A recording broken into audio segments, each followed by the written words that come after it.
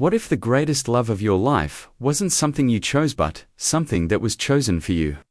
Written into a contract you had no say in. Amara Jones was young, radiant, and nearly invisible to the world until the day she was forced into marrying a man she barely knew. Langston Ward was powerful, cold, and nearly 20 years older than her. The arrangement was simple. Marriage for security. A massive estate. Two strangers under one roof. Everything about it screamed she'd be just another pawn in someone else's game.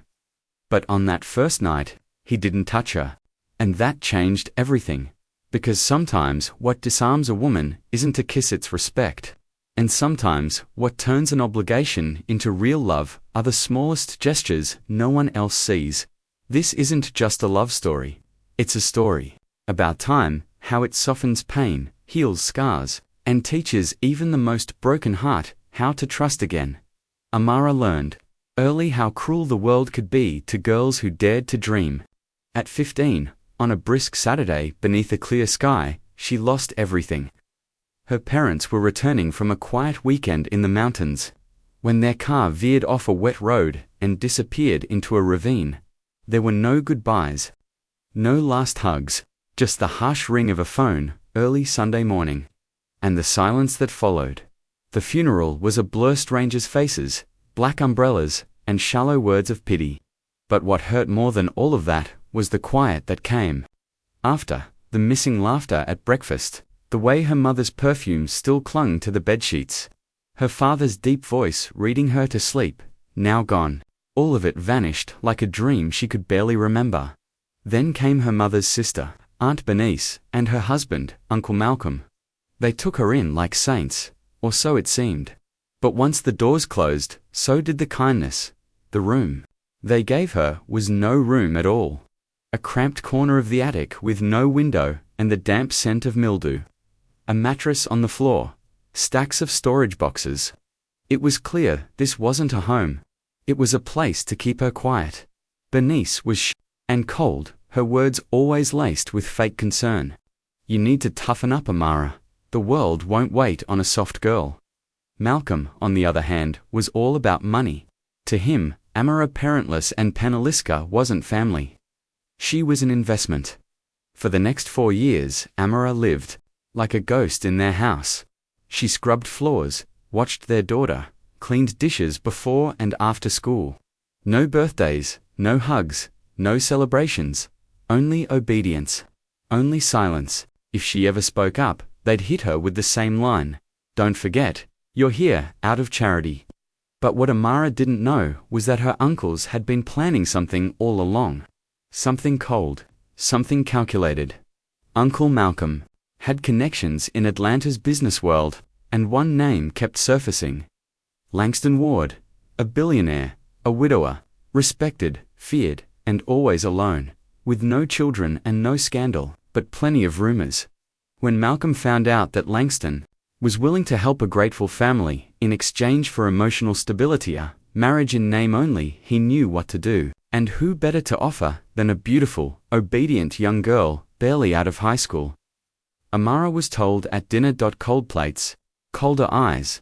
You're marrying Mr. Ward, Bernice said, like she was announcing a chore. He's nearly 50.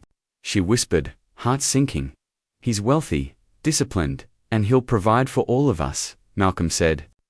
You owe us that much. Amara trembled. Her fork slipped. She tried to laugh it off like it was some cruel prank. But no one was joking. Malcolm's eyes sparkled with greed. Bernice barely blinked. You'll say yes, he added.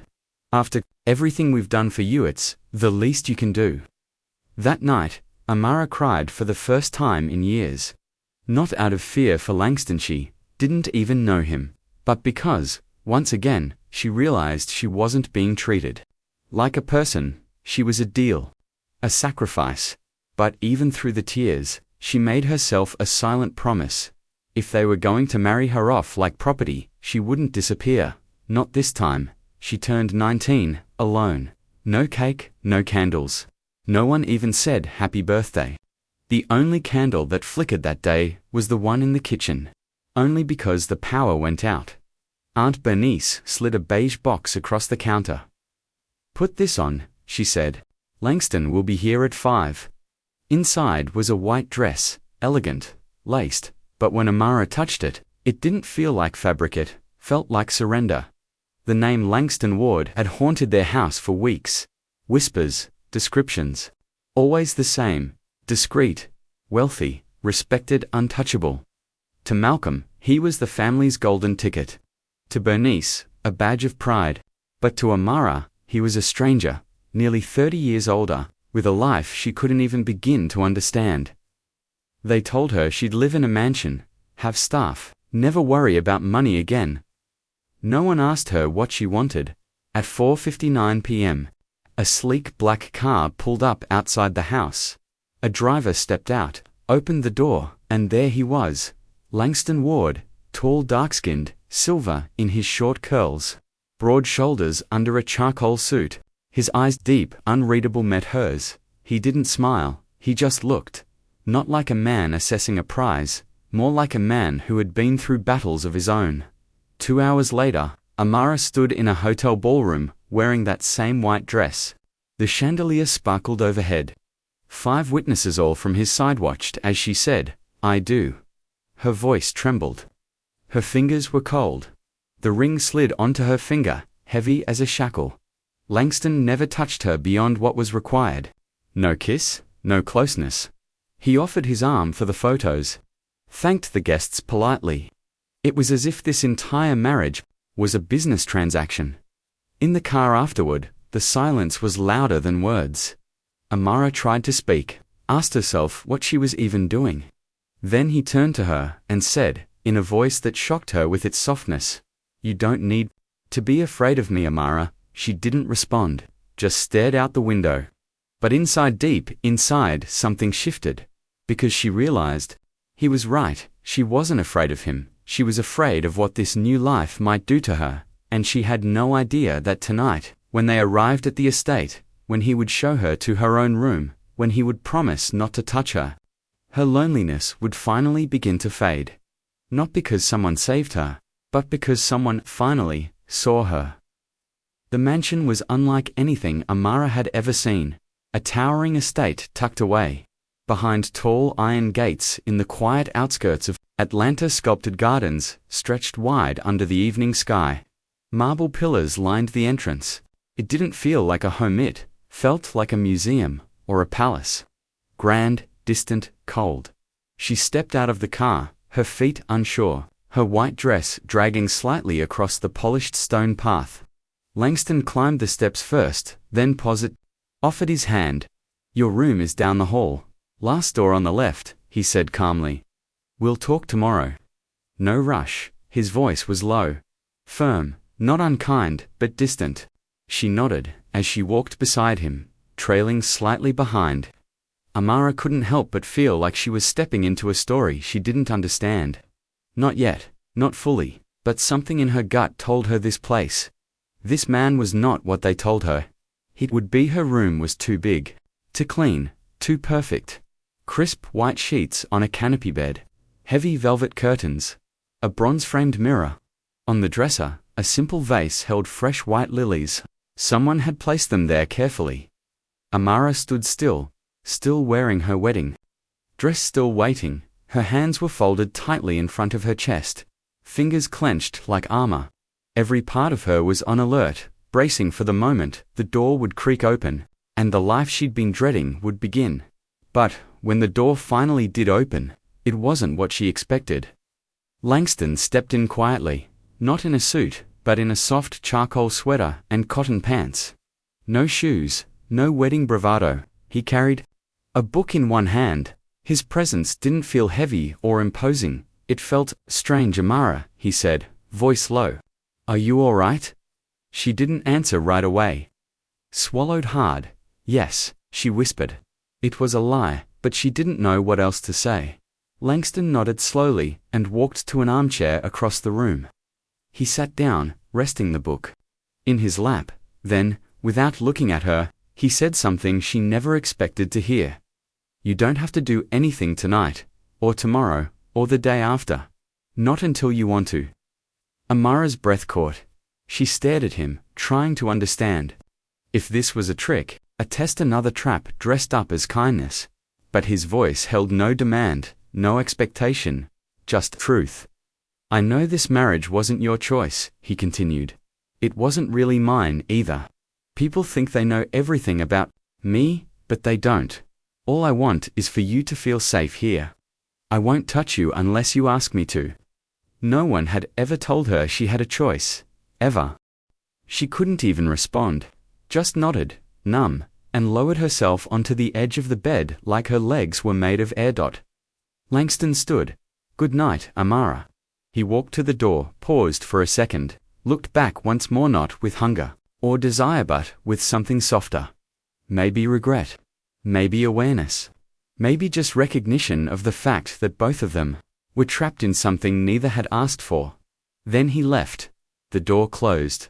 But the silence it left behind felt different now, because for the first time since this nightmare began, Amara didn't feel completely alone. She sat there for a long time, still wearing the wedding dress, still unsure what to feel.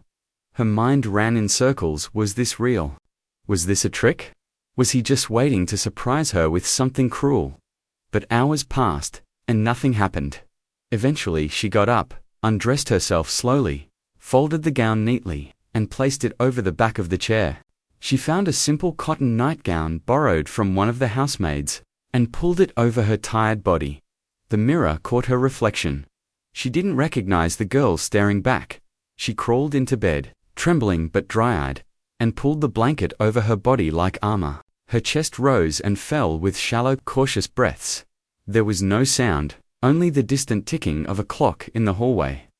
One tick, then another, as if time itself had slowed down just for her. Then she heard it, a soft click. The door again. Her heart jumped, but it wasn't what she feared.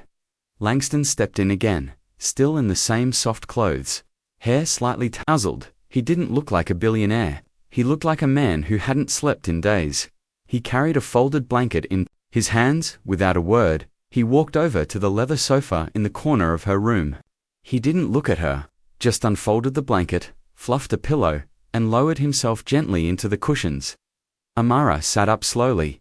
You're sleeping there? She asked, uncertain. He turned his head just enough to meet her eyes. This is your room now? You should feel safe in it. His voice was calm, gentle, not performative, just true. Amara didn't know what to say. She had prepared herself for pain, not for patience. For possession, not for peace. Everything about him confused her. He lay back, adjusted the blanket, and turned off the lamp beside him. The room fell into darkness. The only sound now was the wind brushing softly against the windows. Then, a quiet sigh from the couch. She knew. He was still awake, maybe thinking the same things she was. Amara lay back down, eyes open, tracing the ceiling with her thoughts. She played his words over and over in her mind. Not because she trusted him yet, but because they didn't match the man she had been told to fear. Langston Ward was supposed to be powerful, controlling, distant. But here he was, sleeping on a sofa, not asking for anything, not even looking at her, and that, more than anything, unraveled her. Because respect was something she had never been given freely, and now, for the first time, someone wasn't expecting her to give something.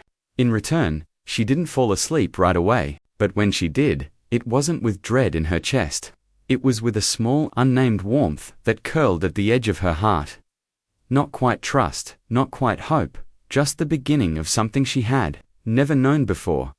Safety. The days at Langston Ward's estate began to unfold like soft, measured breaths. Each morning, Amara woke to the scent of fresh jasmine tea, not because she asked for it, but because it was just there, waiting for her, always warm, always gentle. Langston was never at the breakfast table. He left before dawn and returned after dark, quietly. But it wasn't his absence she noticed most. It was his presence in the small things. There were no grand gestures, just the quiet kind of care that only shows up when no one's looking. One morning, she found a book on her dresser, a novel she'd mentioned in passing weeks ago. while half listening to one of the HOUSEMIDS. The next Monday, the flowers in her room were changed lavender this time. The week after that, sunflowers. She never saw who did it, but she knew, and slowly, gently. The walls around her heart began to shift, because Amara had grown up, believing no one ever did anything for her, unless they wanted something in return. Every compliment, every gift, every fake smile, always came with a hook, but here, Langston asked for nothing, and that terrified her more than if he'd asked for everything. One afternoon, feeling stifled, Amara wandered outside. The estate grounds stretched endlessly in every direction, green hedges shaped with precision, marble statues hidden in pockets of trees, long gravel paths that wound through silence like whispers. She got lost, not physically, emotionally. She followed a trail of cherry trees until she found a wooden bench tucked under one that had already begun to bloom, even though spring was still weeks away. And there he was, Langston, no suit, no shoes, just a light grey sweater and soft slacks. His coat rested beside him, and a leather notebook lay open across his knees. He was scribbling something, his head tilted, glasses slipping slightly down his nose. Amara froze, but he didn't flinch, didn't hide the notebook, didn't act startled. He just looked up, calm, and offered the barest trace of a smile. "Do you like this spot?" he asked, nodding to the bench beside him. She hesitated, then sat down. "It's beautiful," she whispered. Langston nodded. "My wife chose this tree." It took a second for the words to register. Amara glanced sideways at him. His expression didn't change. No sadness, no romantic nostalgia, just truth. "Do you still miss her?" she asked before she could stop herself. There was a pause. Langston closed the notebook. "Every day," he said, "but not in the way people expect. It's not pain, it's just absence. Like an empty room you keep walking past, pretending it doesn't matter, but it still does." She didn't know what to say, so she said nothing. And in that silence, something powerful settled between them, because it wasn't just grief they shared, it was the understanding of what it meant to lose something you can never explain to someone else. After that, the encounters became more frequent by accident. Or maybe not. They'd bump into each other in the library, her reaching for a book, him already holding it. In the kitchen, him placing a teacup down, her arriving just in time to drink it. By the fireplace, neither of them talking, just sitting, staring into the same slow-burning light. He never invaded her space, but he never withdrew from it either. He was just there, like a presence she hadn't realized she needed. One afternoon, as she struggled to carry a stack of books from the study, Langston appeared in the hallway. "You know," he said, raising an eyebrow, "you can ask for help." Amara laughed. Not a polite chuckler, real laugh. The first one since the wedding. It echoed through the marble halls like sunlight, breaking through fog. "You're different from what I imagined," she said, adjusting the pile of books. "I hope that's a compliment," he replied with a smirk. She smiled, and in that moment, something small and quiet passed between them. Something with no name, no pressure, no agenda, just the recognition that maybe neither of them were who they had been told the other would be.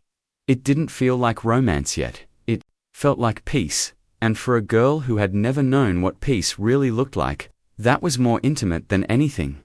The fire crackled low in the sitting room. It was a cold Saturday night, the kind that wrapped the house in stillness and made the walls feel like they were listening. Amara sat curled up in one of the armchairs, a closed book resting on her lap. She hadn't turned a page in over 20 minutes. Her eyes were open, but her thoughts were somewhere else, somewhere far, far back. She was remembering the sound of her mother's voice, the way she used to hum while cooking, the way her father used to tap his knuckle against the doorframe when he wanted to check on her. But those memories were slipping, and that terrified her more than anything. Langston entered quietly, without announcement, holding 2 cups. He handed her one. "Jasmine tea," he said softly. She blinked out of her thoughts, and took it. Their fingers didn't touch, but the gesture settled something inside her. He took the chair beside hers. Neither of them said anything for a long while, only the sound of the fireplace and the warm scent of tea filled the space between them. Then he asked in that same low, almost whisper voice, "You think about them a lot, don't you?" Amara turned her head slowly. She knew who he meant, and still. The question caught her off guard. "All the time," she whispered. "Sometimes, I think. If I close my eyes tight enough, I can still hear my dad's laugh. Or the way my mum folded napkins like it was some kind of ritual."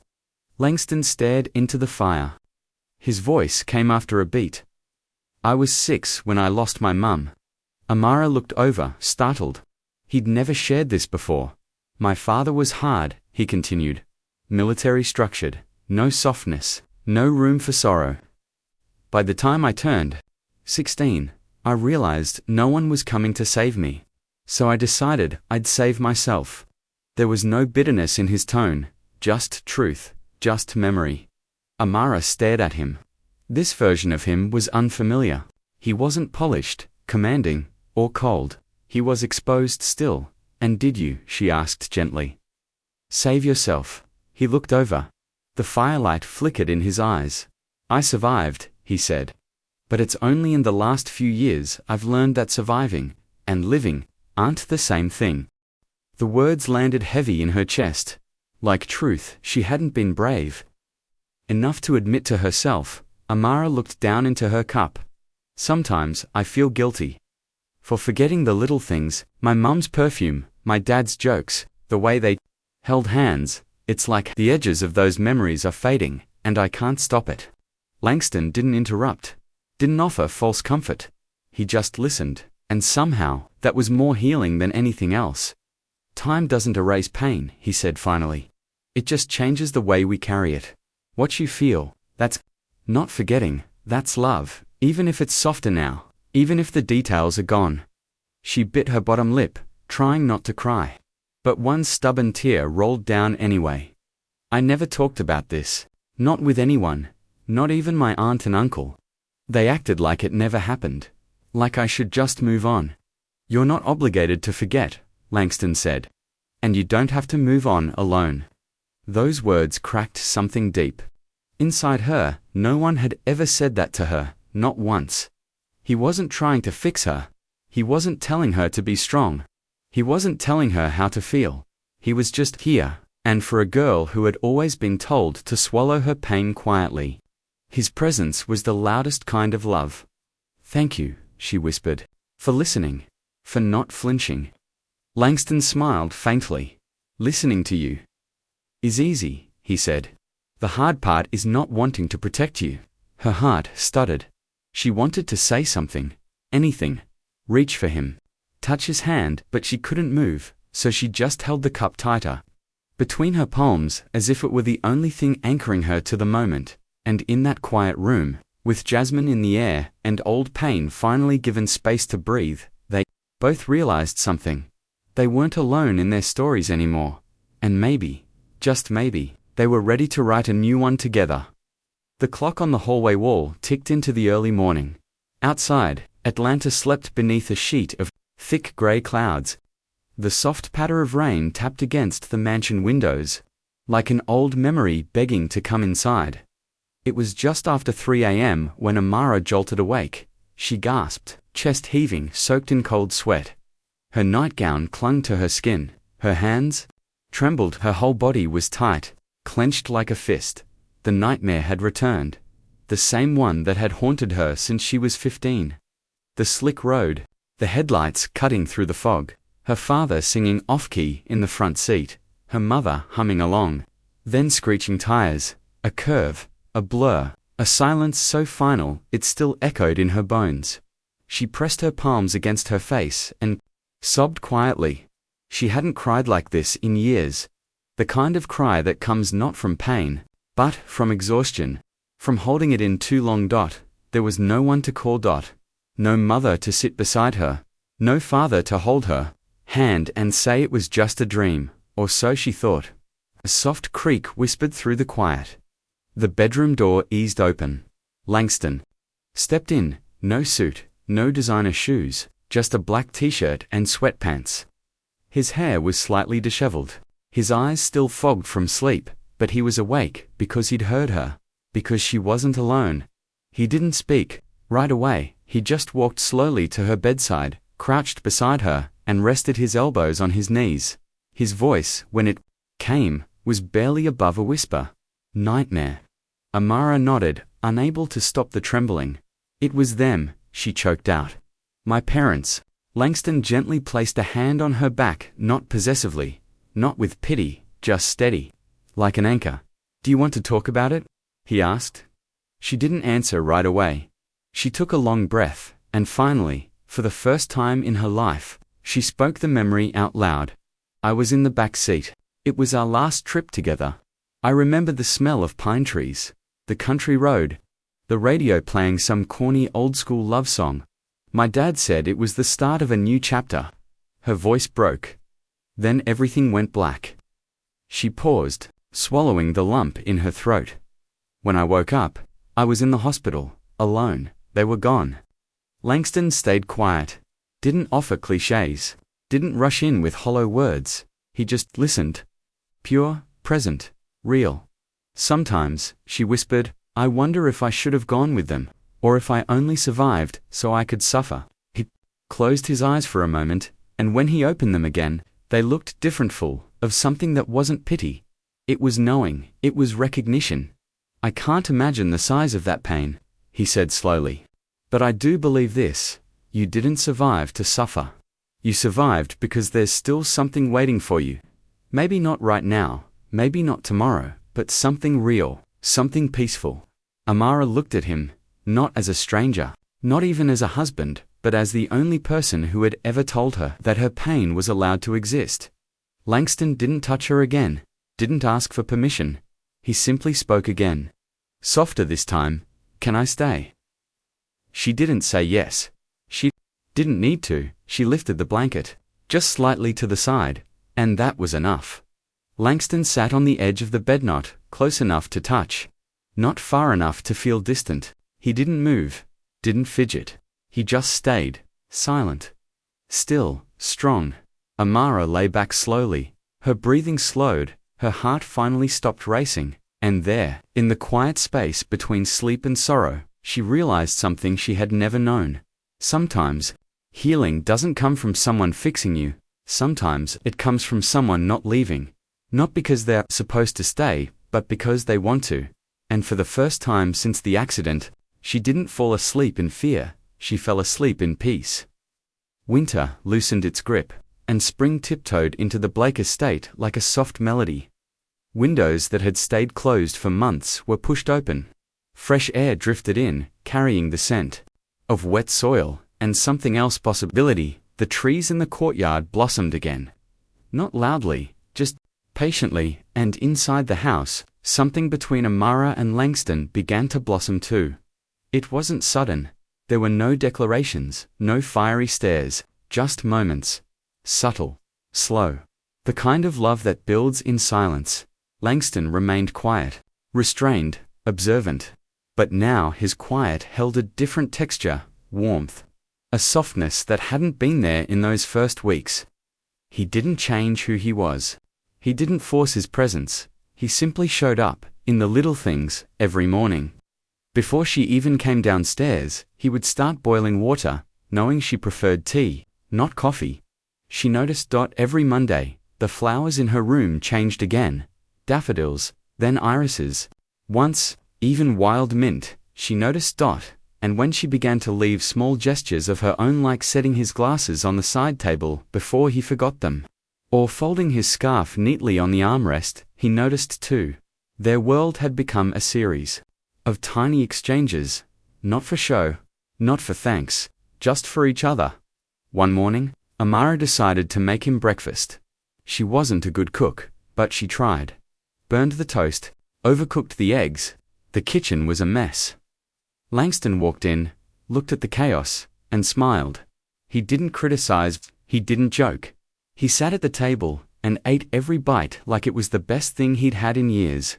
She rolled her eyes. "You're lying." "I'm not," he said, chewing. "This toast has character." She laughed. "It's got charcoal." They both laughed, really laughed. and the sound lingered in the room long after their plates were cleared. Later, he joined her on the patio. "I saw the movie trailer you liked," he said casually. "It's in theaters next week. If you want to go, we could." She blinked, surprised. "You'd go to the movies?" "I haven't in a long time, but I would, with you." He didn't push, he just offered. Like everything else he'd done, Amara nodded slowly. That night, as she walked through the hall alone, she caught herself smiling. Not because something big had happened, but because of all the small things that she had stopped counting the days since the wedding. Not because everything was perfect, but because she had stopped feeling like she was surviving, and started feeling like she was living. Langston didn't overwhelm her with passion. He wasn't loud, he wasn't insistent, but every day he was there, listening when she spoke, noticing when she was quiet, leaving space for her to come close or to walk away, and maybe that's what made her want to stay. The mansion was quiet, not just silent, but peaceful. The kind of quiet that makes you feel like time has paused, just for you. Amara wandered barefoot through the hallway, drawn by the sound of soft piano keys drifting up from the music room. The melody was calm, familiar, like a song she didn't know she knew. She followed the sound. There, under warm yellow lamplight, Langston sat at the grand piano. His back straight, his fingers moving gracefully across the keys. His face wasn't tense, like it often was when dealing with the outside world. Here alone with music, he looked free. He hadn't noticed her yet, so she stood at the doorway, quietly watching him. Not as her husband, not as the man who married her through a contract, just as a man. When the last note faded, Langston looked up, saw her, their eyes met. He didn't smile, he didn't speak. But something passed between them, a soft wave of awareness. "You play beautifully," she said. "I haven't played in a long time," he replied. "Not since." Before her, he nodded. Once, Amara stepped closer, slowly, barefoot on cool marble. Her nightgown brushed softly around her ankles. She didn't plan to sit beside him, but her body moved before her mind could stop it. She sat down at the bench, shoulder to shoulder, close enough to feel his warmth, close enough to breathe in the quiet scent of sandalwood, and something else, something unmistakably him. They didn't speak. They didn't need to, because something between them had shifted. Not in a rush, not with fireworks, but with presence. With time. Mara turned her head to look at him. His face was turned down slightly. His jaw was relaxed. His hands still rested gently on the keys. But the song was over. So she asked the question that had been floating inside her for weeks: "Why me?" Langston didn't look at her. But his answer came, slow and sure. "Because when I saw you, I saw someone who knew what it meant to be alone, and still hadn't let it turn her bitter." She swallowed hard. And when he turned to face her, she felt the air between them charged with something fragile, electric, real. "I didn't expect this," she whispered. "Not with you, not like this." "Neither did I." They sat there, so close, so still. The kind of stillness that feels like standing on the edge of a decision. Langston moved first, not suddenly, not urgently, but slowly, like he was asking permission, with every inch. And Amara didn't move away. Her breath caught in her throat. Her eyes fluttered shut. And then, their lips met. It wasn't passionate. It wasn't perfect. It was hesitant, gentle. A question, a thank you, a beginning. His lips were warm and steady, hers trembling with the weight of everything they had both been through. It wasn't a kiss of desire, it was a kiss of understanding. A kiss that said, "I see you, I hear you, I'm here." And when they parted, they didn't pull away, they just leaned their foreheads together. Breathing the same breath, Langston whispered, "Thank you for trusting me." Amara opened her eyes. There was a tear on her cheek, but she was smiling, a real smile, small but certain.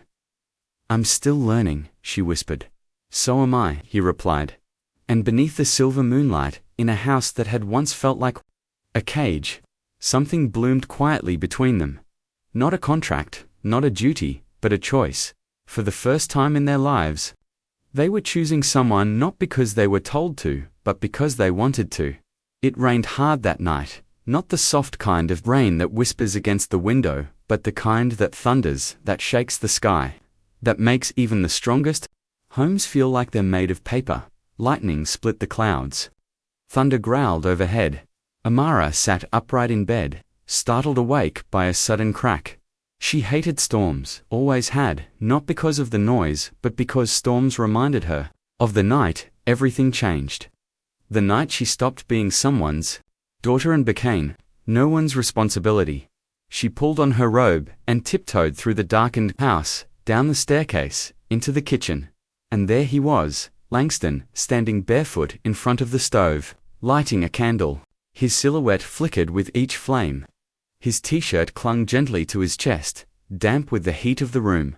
"You couldn't sleep either?" she asked softly. He looked up. "I've never liked storms." He handed her a mug, jasmine tea. Sweetened just the way she liked it, they walked together into the living room and sat on the sofa. The fireplace had gone out, but the candle between them glowed like a lighthouse. They didn't speak right away, just got close enough to share warmth. Close enough to feel that familiar, comforting pull. "I've been thinking," she said, breaking the silence. "Do you think people like us who've been broken can learn to love again?" Langston took a long breath before answering. "I think love isn't something you learn," he said. "It's something you remember." After forgetting it for a long time, she rested her head gently against his shoulder. For the first time, without hesitation, he didn't say anything. Didn't shift or stiffen. He just stayed still, steady, safe later. She drifted off, curled up beside him under a blanket, her tea cooling on the table. Langston tucked the blanket around her carefully, blew out the candle, watched her as the last ember in the fireplace glowed. There was no urgency in his eyes, no hunger, only peace, because what was growing between them wasn't about passion, not yet. It was about presence, in the burnt toast, in the folded scarves, in the way they listened to each other's silences more than each other's words. The next morning, Amara woke to sunlight breaking through the clouds. The storm had passed. Langston sat beside her on the couch, head tilted back, asleep. His arm rested near hers, just close enough to feel, but not confine. She stared at him for a long time, not as her husband, not as the billionaire, but as the man who made tea during storms. The man who listened without fixing. The man who waited. Her chest felt light. Not because the fear was gone, but because she didn't have to carry it alone anymore. It wasn't the end of a fairy tale, but it was the beginning of something real. Because sometimes, love doesn't show up with roses or diamonds. Sometimes, it shows up in the quiet in the routines, in the safety of shared space, in the fact that someone sees your pain and chooses to stay anyway.